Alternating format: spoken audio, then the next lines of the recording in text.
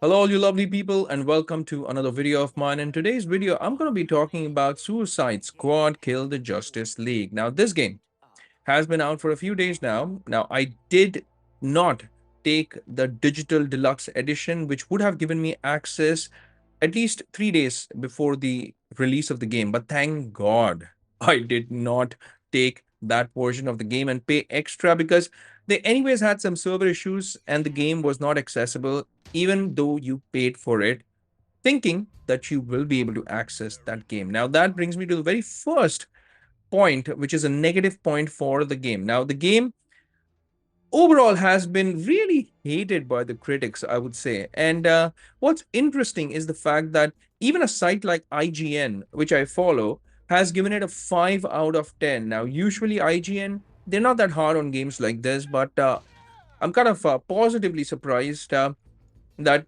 yeah, it got 5 out of 10 from IGN. But you know what's even more interesting is the fact that when I checked the ratings of this game on Steam, this game had 9 on 10. Incredible. Now, if you don't believe me, you can just Google Steam reviews of Suicide Squad Kill the Justice League, and you'd be as surprised as I was. Because if you go over to Steam now, there are a lot of positive reviews. As of today, I mean, the time when I'm recording this video, there are over 2,806 reviews of it, and all reviews state that it's very positive. So, why this difference between critics and the audience? And does this game really have substance? Is it really that bad? Or hey, the critics are wrong and the audiences, they're absolutely right. So I'm gonna share my 2 cents about Suicide Squad Kill the Justice League. So welcome to my channel and welcome to this video of mine where I make gaming videos like this, where I talk about games just like the one that you're watching on your TV or on your mobile right now, and I give my 2 cents about these games. Now, this is not exactly a review because I haven't completed the whole game, all right? So that's the first confession that I have to make. I have played about 8 hours of this game now, and 8 hours, although it's not as long as one would think, but to me, I think in 8 hours, I can definitely share my experiences and what I think about this game. Well, 8 hours is not a short time exactly. So let's jump right into it immediately. All right. So, Suicide Squad. First thing that I want to talk about are the positives that I found in this game. So, let's start on that note. Now, the whole idea of controlling anti heroes to defeat corrupted heroes is it's inherently intriguing, and what it does is it offers this unique dynamic and moral, you could say, gray areas to explore. There's also the potential of diving into each character. So each member of the Suicide Squad, in this case, they have distinct personalities, they have different abilities, and that leads to creating fun variations in playstyle and even banter. And lastly, I would say that the visuals, yes, they're impressive. And it showcases this detailed open world. And the character models themselves are really well designed. I mean, the whole motion capture or the facial animations, the voice acting, it's stellar. Every single character have a unique personality. I personally loved King Shark. That's my favorite. Let me know in the comment section which one's your favorite, by the way. But yeah, the characters do look visually impressive, and the combat mechanics as well, while they lack depth, we'll get into that in a short while. They are generally pretty functional, and they are fluid as well. Now, the game, when I was playing this game, I was playing this on my PC, and on my PC, it was running smoothly. Now, just for context, I was playing this on my Asus ROG Strix G15 Advantage Edition from 2021, which has the RX 6800M, a 12 GB graphics card. I do have 32 gigs on my computer. And with that, the performance that I was getting on this was absolutely brilliant. In fact, if you see, I have kept a FPS counter on screen as well. So for the most parts, I was getting over 45 FPS. And did I use FSR? Yes, I did use FSR. I kept it on performance mode. And with that, I was easily getting above 45 all the time, even though I was playing this on 4K, with most of the settings turned down to low and medium. So that's what my settings were. And as far as the strengths go, I think that's the only thing, or rather, those are the only things that come to my mind as far as strengths go. Now, let's talk about weaknesses as well, and then I'll try to bring it all together and wrap this up very quickly. I'm not going to make a very long video, like a 30-minute video, because I don't think you would need it. So let's start with the weaknesses. Now, the first thing that I didn't like about the game was the fact that the missions themselves were pretty lackluster. They were repetitive, in my personal opinion. Why? Because at the end of the day, this is a looter shooter, and a lot of people wait. I mean, they'll just tell that, hey, it's a looter shooter. What do you expect from a looter shooter? I totally agree. In fact, a lot of people on Steam, they have commented that it's a pretty decent, in fact, more than a decent looter shooter game, and I do not have anything against that. It is a pretty decent looter shooter game. But when I was going into this game, I had my own personal expectations. Now, those personal expectations had variety included in them. Now, I understand it's a looter shooter, but you can still make it a little more interesting. Now, the core gameplay loop, it devolves into capturing points, just like any other looter shooter. You have to eliminate these waves of enemies that come at you. And that's my problem. I mean, the missions itself, they are rarely innovative. They lead to the sense of monotony and the sense of been there, done that. I know a lot of games would have the same core gameplay theme. I do not deny that. But I had my personal expectations when I was going into this game, because if you compare it with something like, let's say, the Guardians game, the core gameplay was also the same. I mean, you just go in, you defeat enemies, and you have a group of members or your team members along with you. So that, however, is the complete opposite of this, because it still kept things fresh, innovative, and really fun. Well, the gameplay itself is fluid. There is no technical problems. In fact, it was well optimized for my PC.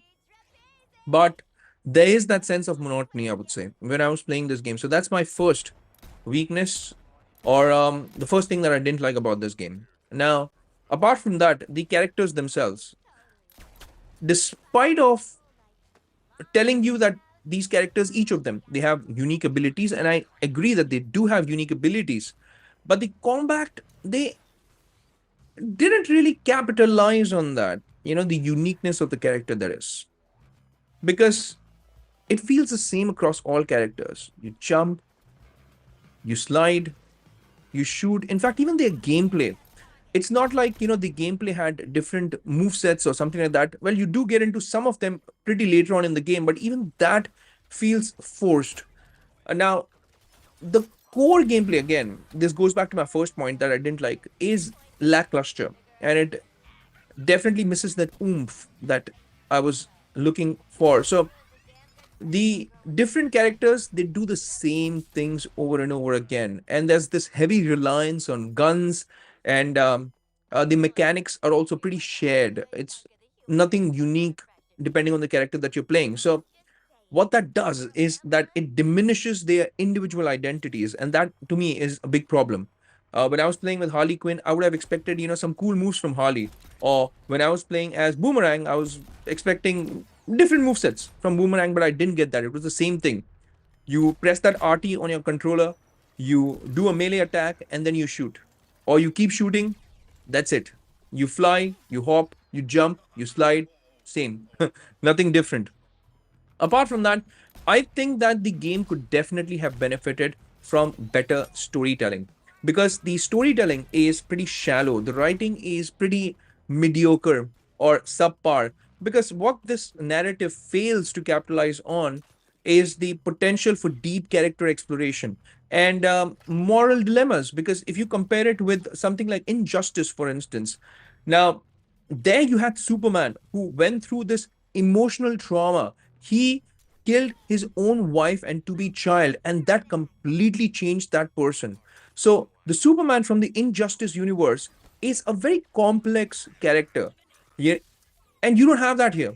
All these characters are pretty bland. So in terms of the storytelling, the narrative is it completely falls flat. There's nothing that you would feel for in terms of these characters, and even the superheroes who have been so-called brainwashed.